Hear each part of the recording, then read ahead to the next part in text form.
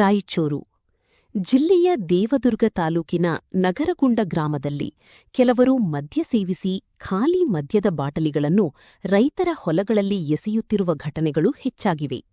ಇದರಿಂದ ರೈತರು ಹಾಗೂ ಕೂಲಿ ಕಾರ್ಮಿಕರು ಹೊಲಗಳಲ್ಲಿ ಕೆಲಸ ಮಾಡುವ ವೇಳೆ ಕಾಲಿಗೆ ಗಾಜಿನ ತುಂಡುಗಳು ಚುಚ್ಚಿ ಗಾಯಗೊಂಡು ತೊಂದರೆ ಅನುಭವಿಸುತ್ತಿದ್ದಾರೆ. ಗ್ರಾಮದ ರೈತರು ಈ ಸಮಸ್ಯೆಯಿಂದ ಆತಂಕಕ್ಕೊಳಗಾಗಿದ್ದು, ಸಂಬಂಧಪಟ್ಟ ಅಧಿಕಾರಿಗಳು ಹಾಗೂ ಪೊಲೀಸ್ ಇಲಾಖೆ ತಕ್ಷಣ ಗಮನಹರಿಸಿ ಕಠಿಣ ಕಾನೂನು ಕ್ರಮ ಕೈಗೊಳ್ಳಬೇಕು ಎಂದು ಆಗ್ರಹಿಸಿದ್ದಾರೆ.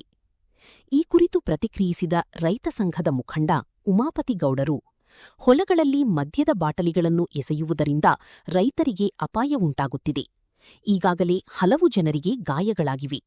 ಇದನ್ನು ಗಂಭೀರವಾಗಿ ಪರಿಗಣಿಸಿ ತಪ್ಪಿತಸ್ಥರ ವಿರುದ್ಧ ಕ್ರಮ ಜರುಗಿಸಬೇಕು ಎಂದು ಒತ್ತಾಯಿಸಿದರು. ಸ್ಥಳೀಯ ರೈತರು ಗ್ರಾಮದಲ್ಲಿ ರಾತ್ರಿ ವೇಳೆ ಮದ್ಯಪಾನ ಮಾಡಿ ಸಾರ್ವಜನಿಕ ಹಾಗೂ ಕೃಷಿ ಜಾಗಗಳಲ್ಲಿ ಕಸ ಎಸೆಯುವವರ ವಿರುದ್ಧ ನಿಗಾವಹಿಸಿ ರೈತರ ಹಿತವನ್ನು ಕಾಪಾಡುವಂತೆ ಅಧಿಕಾರಿಗಳಿಗೆ ಮನವಿ ಮಾಡಿದ್ದಾರೆ.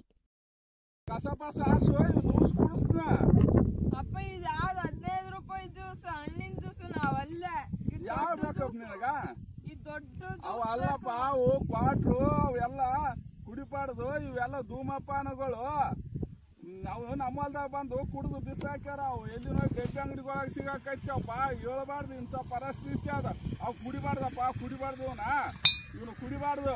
ಚಲೋ ಜ್ಯೂಸ್ ಕೊಡಿಸ್ನ, ಇವನು ಕುಡಿಬಾರ್ದು.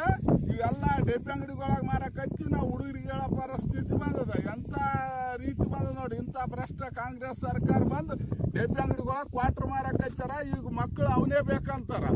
ಇಂಥ ಲೆಕ್ಕ ಅದ.